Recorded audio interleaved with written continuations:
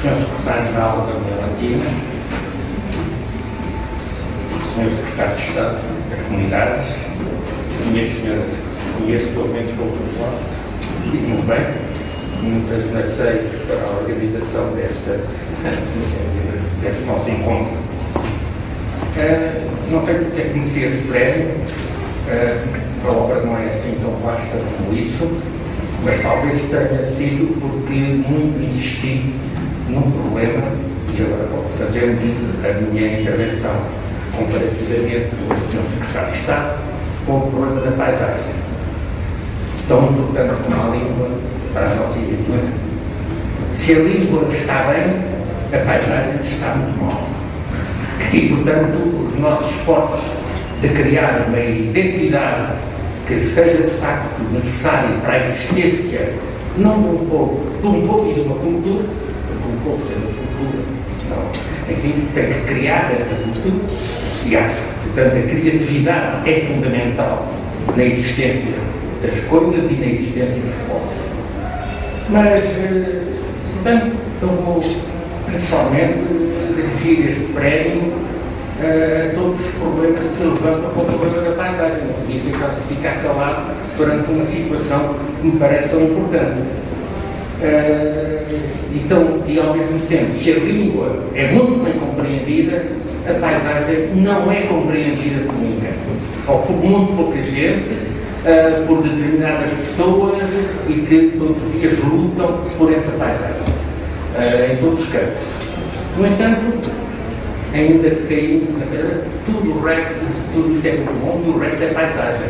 Portanto, esta coisa do resto é paisagem tem-nos custado um bocado, porque tem-se, como o resto era paisagem, é para deitar fora, é para distribuir, é para ir fazendo, é para ir criando situações que afetem a paisagem.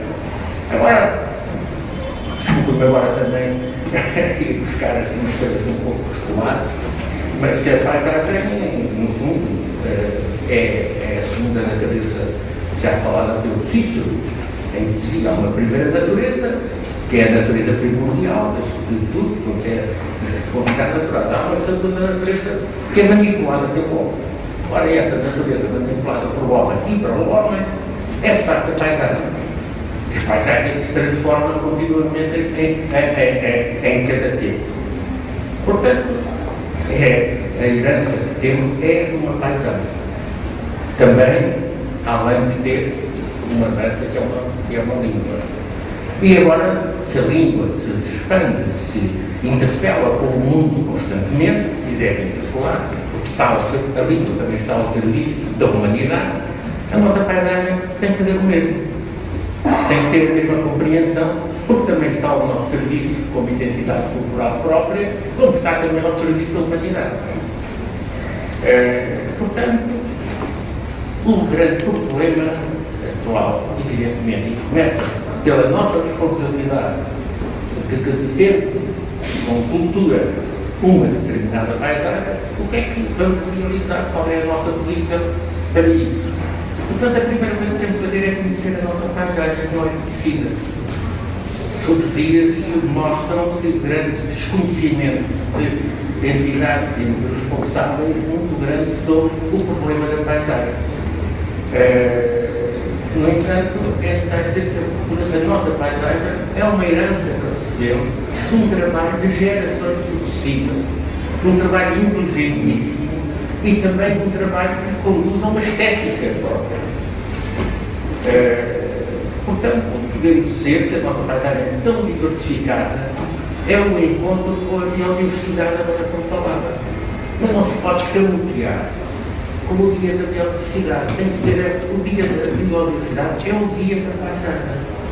Porque se não houvesse essa paisagem construída ao longo das gerações, a biodiversidade não existia, ou era nula, ou não era ao nosso serviço, nem ao serviço da humanidade. Este é o problema fundamental. Portanto, conhecer a nossa paisagem na unidade e na diversidade. Obra como povo, obra como cultura e alicerce de uma identidade cultural e, por mais valor, e de uma independência.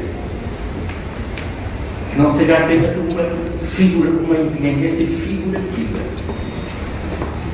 temos que perceber que, apesar da diversidade da nossa paisagem, há uma unidade de pensamento desde a paisagem do Minho até à paisagem do Alentejo. Verifica-se que há uma unidade nela própria. Posso dar 2 exemplos dessa unidade que é transmissível. Primeiro, a relação com o aglomerado urbano. Não é muito diferente. Segundo, a presença nessa paisagem de uma planta que trouxemos nas nossas descobertas, nas nossas andanças pelo mundo, e cá chegou que é a laranjeira, que está tão presente num jardim do Alentejo como num jardim do Minho, como figura principal dessa paisagem. Portanto, conhecer a nossa paisagem nessa unidade e diversidade é fundamental para ter uma política sobre o território. Não temos política sobre o território a sério. Temos apenas uma distribuição de território conforme